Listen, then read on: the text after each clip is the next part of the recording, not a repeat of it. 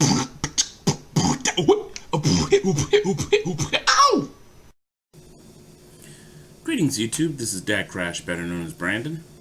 Okay, first of all, I'm about to head to bed, so I'm kind of dog tired, but this is the best time for me to do this, seeing how I get a lot of peace and quiet. As you can see, I moved into my new place, and well, actually, the work is still ongoing, seeing how we still have have a little bit of painting left to do. Otherwise, pretty much complete. Well, anyway, so this is going to be an interesting little review. It's a show that I've been waiting to see for a while now, since I saw it first advertised on MTV, and that, of course, is the Shannara Chronicles. Now, this is a little bit of an odd duck even for me. Specifically because, though I have the at least first trilogy of Shannara, I haven't fully read it. And I do actually have a book that's at least the first edition of the World of Shannara, basically a book that explains a lot of the history and stories of the various characters in the world of the Shannara books, which I found to be quite interesting. But more on that later. So, of course, MTV took up the reins to bring out the books of a TV adaptation of Terry Brooks' famed series.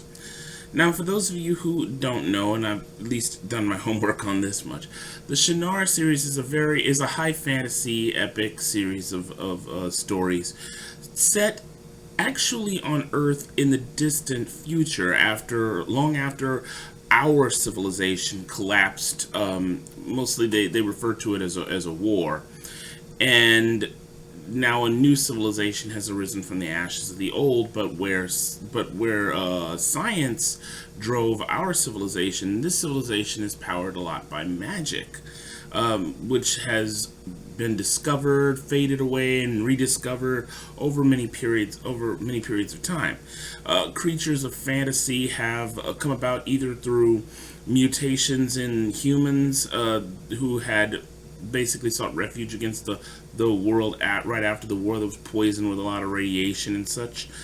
And not only that, but many strange and mysterious creatures exist now, either creatures of fairy or strange devices that were left over from the old civilization. All kinds of interesting stuff. So, though I haven't read the books, I know enough about the world and the stories to understand some of what's going on in the series. So I'm looking at this at least from an interesting perspective, not someone who's so much a fan of the stories, but was really interested in seeing what it was going to do with that story. And I think that for this reason, and of course, the reason, me having done my review of, interestingly enough, the Inheritance series by Christopher Paolini, I found many similarities in the story structure. Now, this goes to what I wanted to say about some of the reviews of the story, not mine, of course. But let me go ahead and give the basic outline. So the story, from what I read, does not center on the first book, The Sword of Shannara, but the second one, The Elfstones of Shannara. So it centers on the main character, Will Omsford, who is half elf. And his journeys in... Well, at first he's leaving to go and become a healer because when his mother dies, he doesn't want that to happen to anyone ever again. But on his travels, he runs into they simply call them rovers, or is it roamers? They're sort of like gypsies almost, but they seem to be thieves as well. I guess they're playing off of a certain unfortunate stereotype that, well, some gypsies had been stuck with over many generations. But anyway, he runs to a girl named Eritrea who kind of robs him of these elf stones that his mother gave him before he died. His father, Shay Omsford, had used these stones to save the world a long time ago during something called the War of the Races. So when Eritrea steals the elf stones from him, all of a sudden Will gets he meets this guy named Alanon, who is supposed to be the last of the Druids. The Druids are these people who are famed for their knowledge and magic in this particular world, among all the different races. Now, the story kind of splits itself between what's going on with Will and another girl, an elf princess named Amberly, who is who wins this contest where they were like run blindfolded through the woods and become the, I forget what they called them, but they were become protectors of this magical tree called the Elcris. Now, according to the elven legends, the Elcris was created to lock these demons away in a prison world called the Forbidding. But as the story progresses, you realize now the Elcris is dying. And the thing is that every single leaf on the tree represents a demon that was locked away in the Forbidding. And as the leaves fall and die, the demons are released one by one into the world. And soon they'll amass a huge army and basically lay waste to the entire world, be the end of the world. The only thing that's standing between the world and the standing against total destruction is the elf stones, who Will conveniently lost due to his run-in with Eritrea. So there you have the setup for the basic story. I don't want to go too heavily into it because I actually like for you guys to see it. Now, admittedly, when I first heard that it was MTV that was going to do this, I was really worried because, of course, I used to be a fan of MTV in its old days, back when it was basically, you know, music television. And of course, we all know the sad story about MTV not really doing music much anymore. So I was a bit worried about how they treat this story. You know, it seemed to me that it was going to devolve into just a ridiculous tween fantasy that really just kind of flopped on plot and just when focusing just on hormones. Surprisingly, it's not quite like that. Yes, it has the not titular, but what's the word I want to use? It has the unbelievably handsome characters that that you know MTV is known for, and it does have some of the sexual tension and all that stuff, and all that kind of stuff. But it did not skimp on the story. It does concentrate very heavily on the story, which many people will most likely find derivative. And I really hate that word, because when I did, and this goes back to what I was saying about Christopher Paolini's Inheritance series. A lot of people thought that Christopher Paolini had stolen a whole bunch of ideas from basically J.R. Tolkien and Star Wars and stuff like that. But of course, these people that blamed this kind of thing, that blamed Paolini for this kind of stuff, really don't understand what's going on here. And by the way, if you're hearing that weird noise, that clicking and rattling noise, that's just a heater unit that's by me. This house is very old and has just like one little heater unit in the middle of the house. But anyway, what I was trying to say is the story is another rendition of the so-called monomyth that I talked about in my video about the Inheritance series. Basically, a particular type of hero's journey story that has been told many different times in many different ways in many different stories. The Lord of the Rings, Star Wars, the Inheritance series, even Shannara does its own version of it. And of course the show is no different. Will Omsford is your titular hero, coming into his own legacy of power and magic, and is and of course the threat of a great evil that is going to destroy the world, you know, yada yada yada. And so you do see that kind of story there.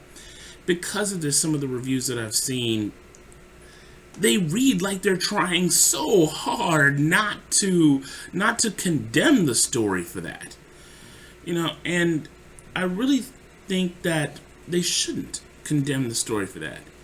It's okay to mention, yes, it does follow in the veins of stuff like the Lord of the Rings and Star Wars, But because it tells that tale, which is something that is told over and over again in many different stories throughout human history and culture, it's not fair to call such a story derivative. So you will see very those kinds of themes, those same type of themes that I was talking about. But you shouldn't have to worry about it, being tiring. This story actually does a fairly decent pace, although it's a little bit fast. And the characters are actually, despite them being the unbelievably pretty cast of these tween type actors, they do a very decent job with what they are given.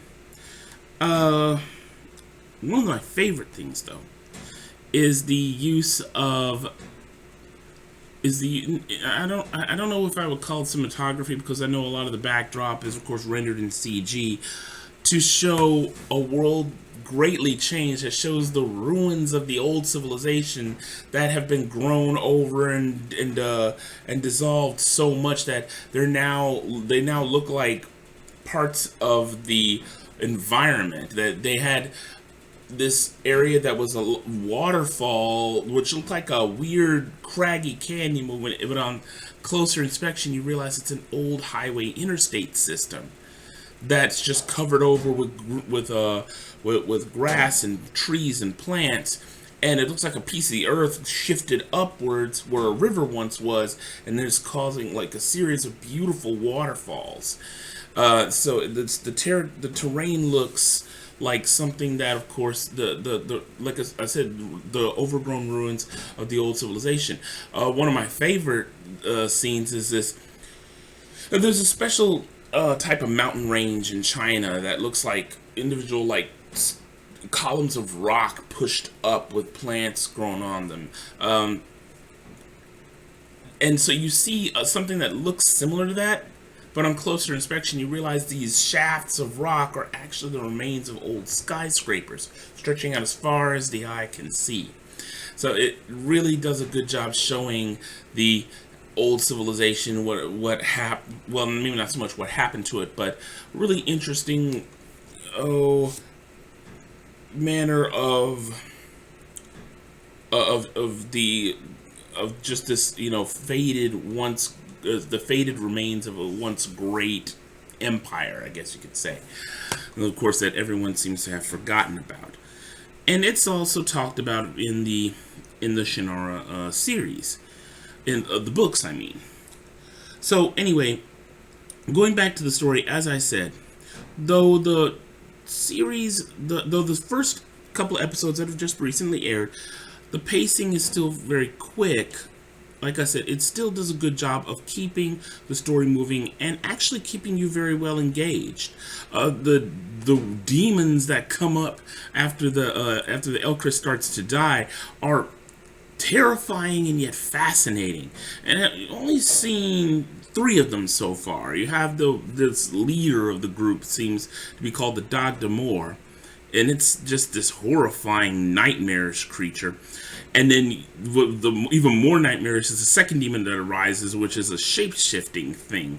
And it's really creepy because they speak in this dark language, and the creature comes up looking like a beautiful woman, and he starts kissing the woman, and she starts to shift into this horrendous nightmarish thing that looks like just a skeleton under a really stretchy skin. It makes itself look like anyone, and it manages to sneak into the elven city and start killing off all the protectors of the Elcris. Now, I don't want to give away too much of that, but it's really quite interesting, the types of shapes it takes. And then, of course, there's a strange winged dragon thing that you only get a glimpse of because that's how the episode ends. So, I'll say one thing. The look, the aesthetic, the design of this series is definitely amazing. And the acting is fairly decent. I really think that a lot of people... I want to say this about the series thus far. Don't try to think too hard about it being so much like other things that you've seen. let the show stand on its own merits and enjoy it for what it is. And I think that you'll find it very enjoyable. People who are going to be overly critical about it being the way it is are going to find it significantly less enjoyable. Now, as for people who have read the books, I don't really know what they think. I would imagine many of them might not have liked it. Some of the reviews have ranged from pretty good to bleh. Though I haven't seen a really good, aggregate result. I think I managed to glimpse one and it was kind of a little slightly below average. Like I said, I really think those people are being a little too hard on it. And the show, of course, needs time to grow. And so I think I'm going to be making my videos about this particular series. Because I'm not a big fantasy buff. Well, I mean, I like fantasy a lot. I have many books on fantasy. And I've even written books that are fantasy. But it's not the genre that grabs me. You have to do something really special for fantasy to grab you. The only other series that I've really gotten into that's fantasy is Game of Thrones, and that's more highly character-based, where this one seems to balance character building with the world and the systems of magic and such. And by the way, Al-Anon, the guy who plays Al-Anon, seems to do a pretty interesting job. But you don't really know a whole lot about him. They give the clues about what the druids are, and this story seems to be in a time where magic has kind of been forgotten. But now all of a sudden, a druid falls into the midst of somebody whose very nature is that of magic. As a matter of fact, he was in a magical sleep for decades, and then finally came out of that sleep to come and help to stem the tide of evil that's about to take over the world. So I'm really interested in seeing what happens with Al-Anon, or if they stay true to what's in the books, based on what I've read in my World of Shannara series. And I am going to try to get into Shannara and read it. I mean, it's unfortunate that I couldn't really get into it. And like I said, it's probably just one of those issues about being a fantasy story. And fantasy stories I've always found kind of hard to get into. The only ones that I really got into, like, for right off the get-go, was the Harry Potter series and the Chronicles of Narnia. But anyway, all that aside, I highly recommend that you check out the story for yourself. The Shannara Chronicles is on MTV. I don't know what time it'll come on next. I think it was when did that show come? I think it was Wednesday or Thursday. So I'm going to have to keep track of it from here on, but expect more videos about it. And I hope I've given you some insight into the show and maybe piqued your interest a little bit. As always, everybody, comment, rate, subscribe. Let me know how I'm doing. And down in the comment area, as always, keep it civil. So that's it for me now, guys. I'm going to get my behind to bed. And so until next time, this is DecKrash, better known as Brandon. And as always, stay lucky and stay blessed. Take care.